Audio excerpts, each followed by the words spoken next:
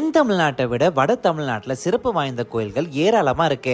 ஆனா அதை பத்தி எல்லாம் யாருமே பேசுறது இல்ல. அப்படி நான் இன்னைக்கு 108 திவ்ய தேசங்கள்ல ஒன்னான கள்ளக்குறிச்சி மாவட்டம் திருக்கோயிலூர்ல இருக்க உலகளந்த பெருமாள் கோயிலுக்கு தான் வந்திருக்கேன். தமிழ்நாட்டிலே 3வது உயரமான கோவில் கோபுரம் இந்த கோயில்ல தான் இருக்கு. 194 அடி உயரமுள்ள ராஜகோபுரம் பார்க்கவே மிக பிரம்மாண்டமா காட்சியளிக்குது. சுமார் 5 ஏக்கர் பரப்பளவுல இந்த கோயில் மிக பிரம்மாண்டமா பறந்து விரிஞ்சு காட்சியளிக்குது. இந்த கோயில் சோழர்களால் கட்டப்பட்டு பின்னாடி வந்த பாண்டிய மன்னர்களும் விஜயநகர பேரரசு மன்னர்களும் இந்த கோயிலை விரிவுபடுத்தி இருக்காங்க.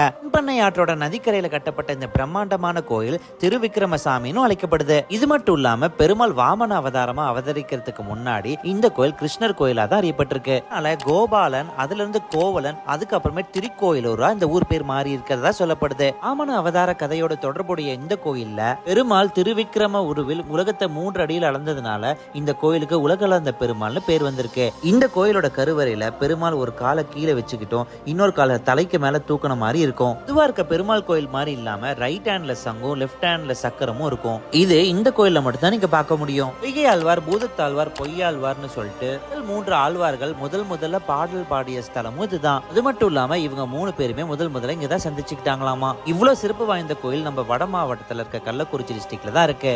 இந்த கோயிலுக்கு நீங்க போயிருக்கீங்களான்னு சொல்லிட்டு கமெண்ட்ல சொல்லுங்க. மேலும் இந்த மாதிரி இன்ஃபர்மேஷன்லாம் தெரிஞ்சுக்க எக்ஸ்ப்ளோர் இந்தியா தமிழ் பேஜை ஃபாலோ பண்ணிக்கோங்க.